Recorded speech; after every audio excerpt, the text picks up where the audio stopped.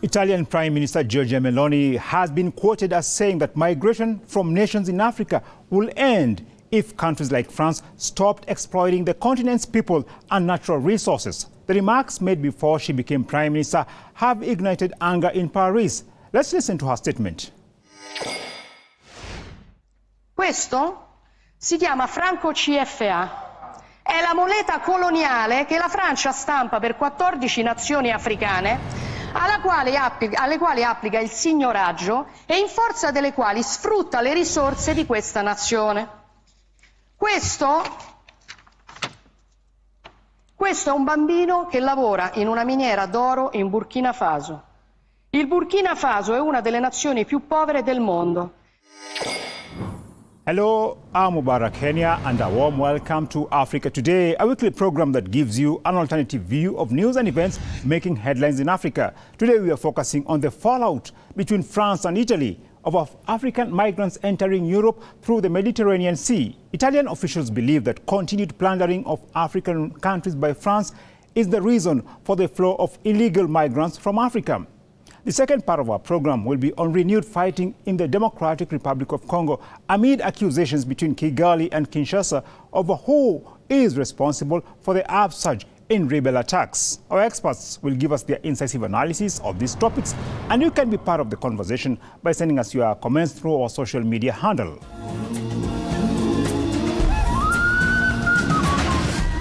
Italy slams French colonialism in Africa.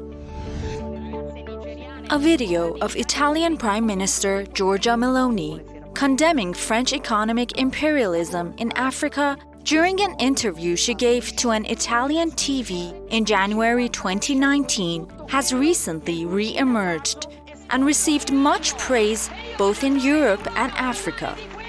The viral video came amid tensions between Italy and France over a migrant rescue ship. Italy's policy of keeping its ports closed to ships carrying rescued migrants has raised tensions between Rome and Paris.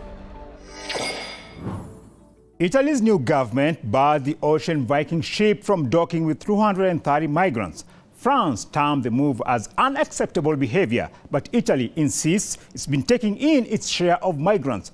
The Italian Prime Minister blasted the response by France, describing it as incomprehensible and unjustified.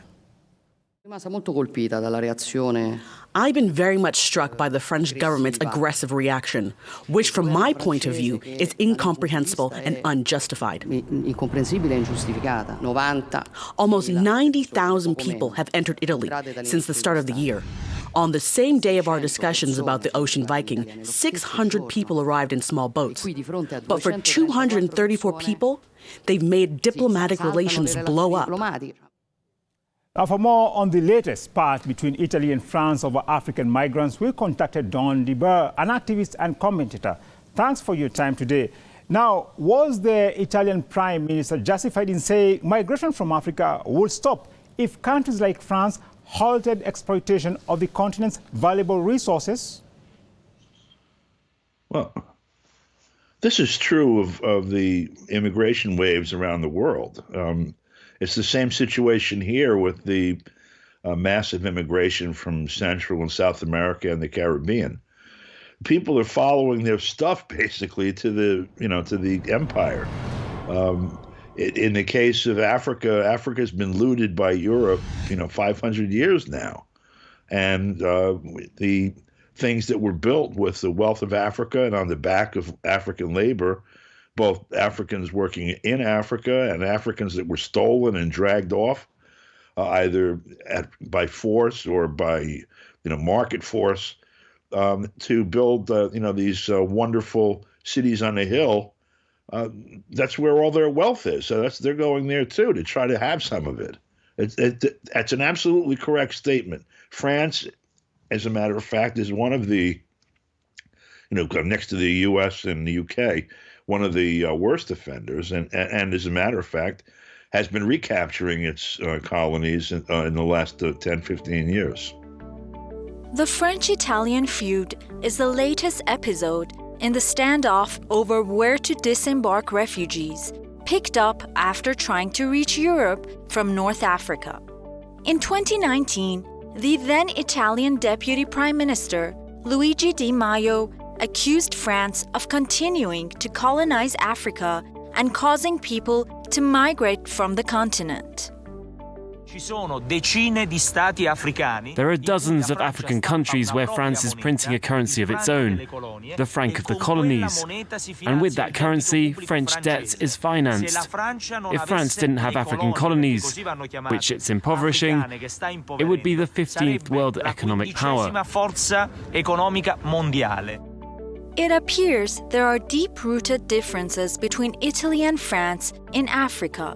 The spat between Rome and Paris is seen by many as rivalry between two European powers that colonized African countries.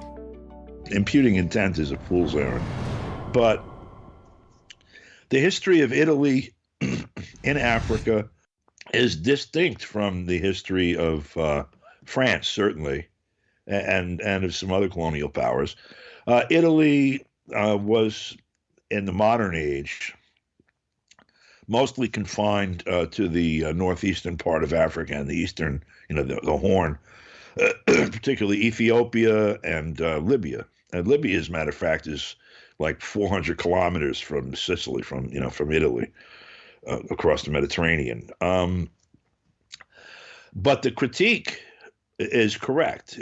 Even as France was kicked out as the colonial power nominally, they preserved the right to print the currency for these countries. In other words, the economy of each of these countries was still entirely in the hands of Paris.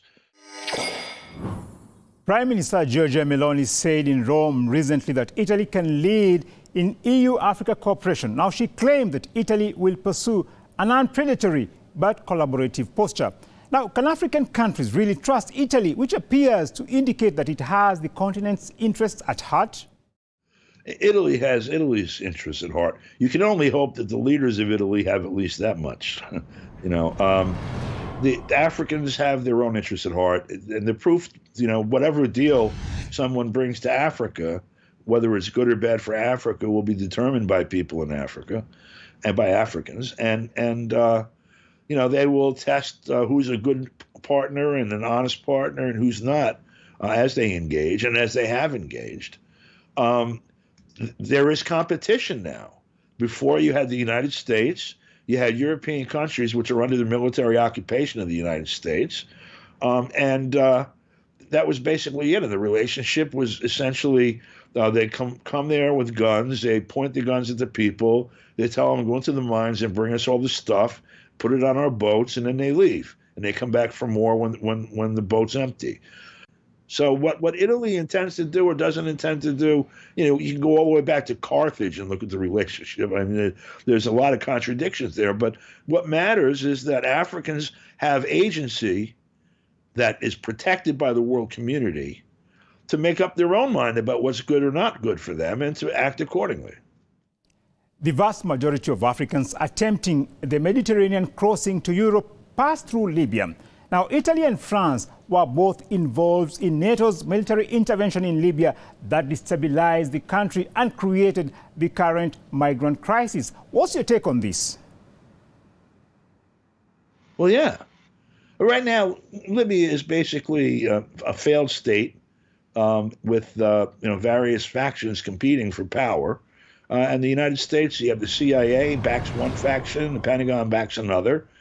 This kind of disruption in people's lives, the disruption in labor markets in Europe, the disruption in the lives of people in Africa. There are some people who make money on all of it, and they're making policy in the United States, and they're making policy in Brussels as well for the EU. And so the solution is going to be to stabilize all of the places where, the empires created chaos, basically, let people sit still where they are and repair and rebuild their homes and, their towns and all of the things that keep being destroyed by, U.S. bombings and terrorist attacks and such that are financed by the West. And just let people live their own lives. That'll solve the problem. More than 50,000 people worldwide have lost their lives during their migratory journeys since the International Organization of Migration started documenting deaths in its Missing Migrants project in 2014. Africa is the second deadliest region for people on the move, with more than 9,000 deaths during migration documented on the continent since 2014. Leading Pan-Africanist PLO Lumumba says African migrants are compelled to take the dangerous journey across the Mediterranean because African countries are weak. I watched a woman from Nigeria who had been rescued from the Mediterranean around Lampedusa saying, "I will not go back to Africa. Even if I die in the Mediterranean, I'll try again and again." What is it that can make a human being say that I do not want to go back to my home? Because the natural instinct of a human being should be that you want to go home. It's because we are weak. Now, what, in your opinion, is a solution that will reduce the flow of African economic migrants to Europe? They've weaponized poor people by sending them out of their own homes, blowing up their homes, basically, in Africa and Asia and Latin America. And people move to places where there's jobs and homes and other things that you need to live. And this depresses labor markets and changes the entire political configuration and creates chaos in everybody's lives except for the people who sit on top. And so, whatever solution is done, the real solution is to stop destroying people's homes, stop starving them with sanctions, stop making war on them, stop backing terrorists, etc. Just leave people alone and let them do business with the things that they have, and people will be fine. They'll figure the rest of it out. Well, there you have it. If Western countries stop spreading wars and plundering other countries, the problem of illegal migration will be solved. I'd like to thank our guest, Don Diba, for his insight. Let's now take a short break before we turn our attention to the upsurge of deadly violence in the mineral-rich eastern part of the Democratic Republic of Congo. Stay with us.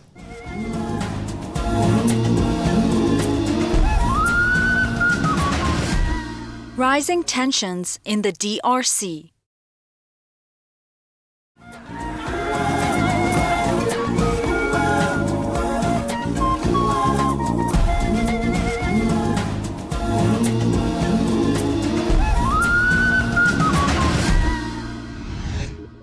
Hundreds of people have been killed over the last few weeks in the Democratic Republic of Congo in attacks blamed on the M23 rebel group.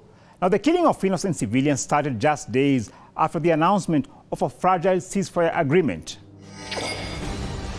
The Democratic Republic of the Congo repeatedly accuses neighboring Rwanda of backing the M23 rebels, an accusation that Rwanda regularly denies. In a bid to stop the violence in the mineral-rich eastern DRC, the East African community decided to deploy troops in one of its member states for the first time in June 2022.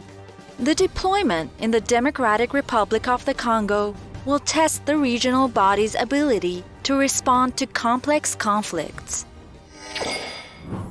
Meanwhile, the people of Eastern DRC have been holding protests following increased attacks by the M23 rebels. Our fellow citizens were killed by the M23 terrorists, and the president declared 3 days of national mourning. It's too much. We've had enough. We don't want war. We are here for peace. Congolese people want peace, but our neighbors don't want to give it to us. Now, to discuss the ongoing violent conflict in the eastern part of the Democratic Republic of Congo, we have contacted Claude Gatebuke. He's the executive director of the African Great Lakes Action Network. Gatebuke is also the co-author of the book Survivors Uncensored. Thanks for your time today, sir. Thank you for having me. Now, what's the reason for the upsurge of insecurity in the eastern part of DRC, where many civilians have been killed? The basic reason for the violence in the Congo and it's constant. And that is the riches of the Congo. The Congo is the richest country in natural resources. It has over $24 trillion, or an estimated $24 trillion worth of resources in its soil. So there is a scramble for resources in the Congo by multinationals around the globe, mostly Western multinationals. And then to be able to access it, the West has decided that it's best to use its local mercenaries to invade the Congo, create insecurity, and plunder and loot the resources of the Congo. Former Kenyan President Uhuru Kenyatta is the East African Community mediator in the DRC. Speaking early December in Nairobi on progress made in the latest round of talks aimed at securing peace in eastern DRC, he called on all foreign troops to leave the country. I want to say the problem of foreign groups engaging in Congo and leaving destruction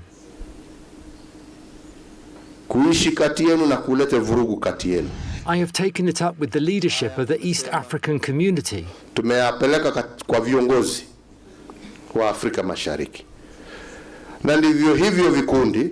the same groups need to engage with their governments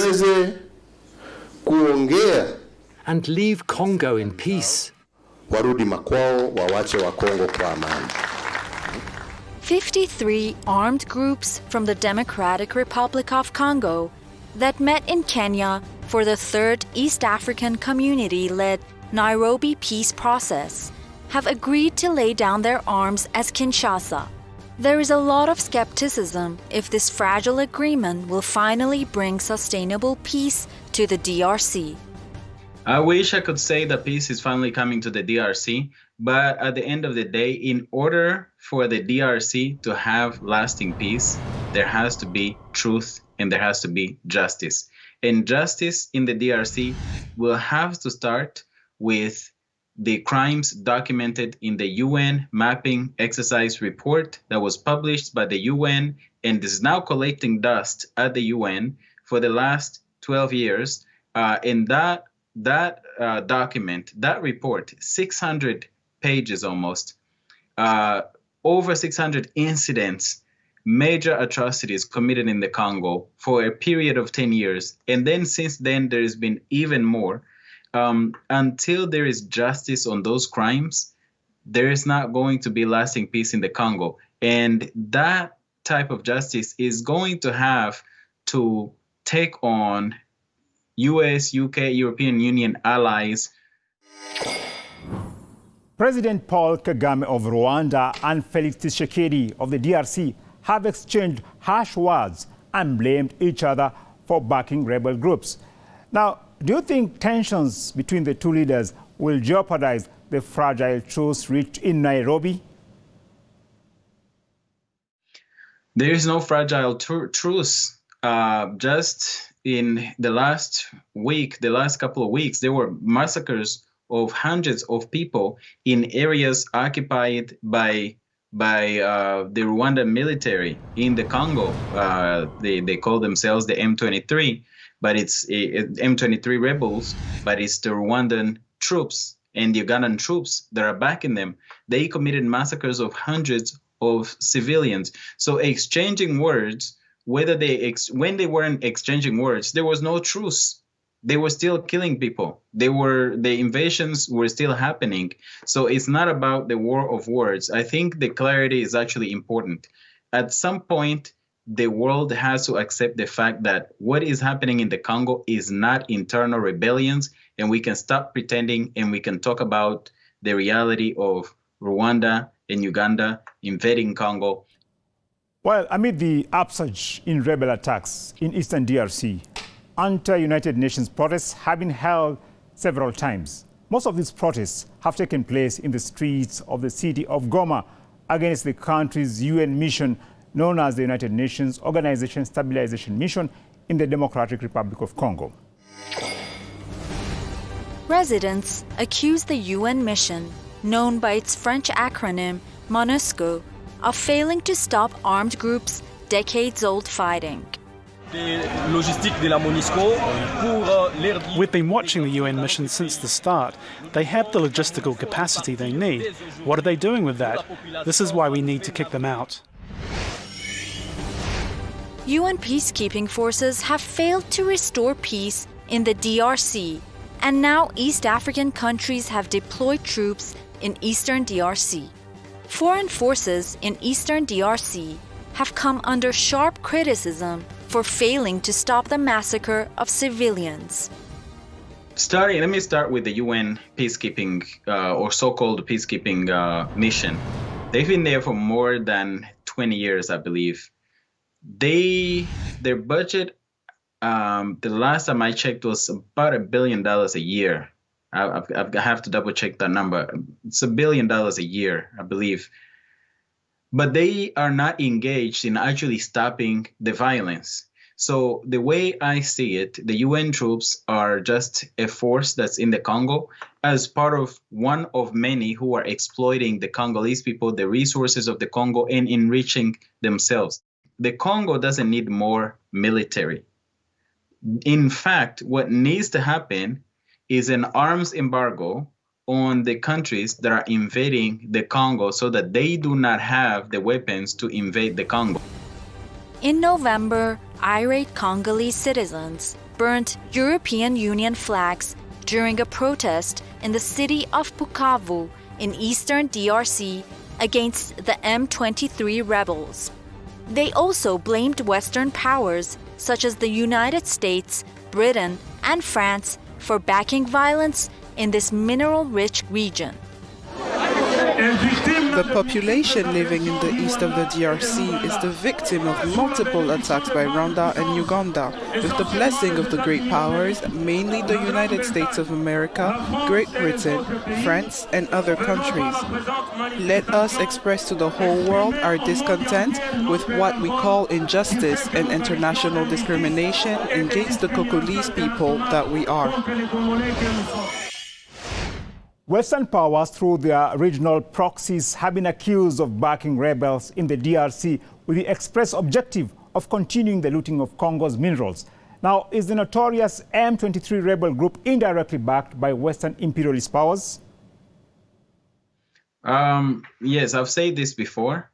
The M23 rebel group, which is the deadliest in the Congo today and in yesteryears, which is also a reincarnation of multiple other previous rebel groups, is an extension of Western imperialism and Western neocolonialist policy in the region. Our guest there says Western powers are backing the M23 rebel group that has killed thousands of Congolese civilians over the last few years in the mineral-rich eastern DRC. Our time is up. We shall keep our eyes on the situation in the eastern DRC and give you in-depth analysis on this conflict. I'd like to thank Claude Gachabuke for his time today.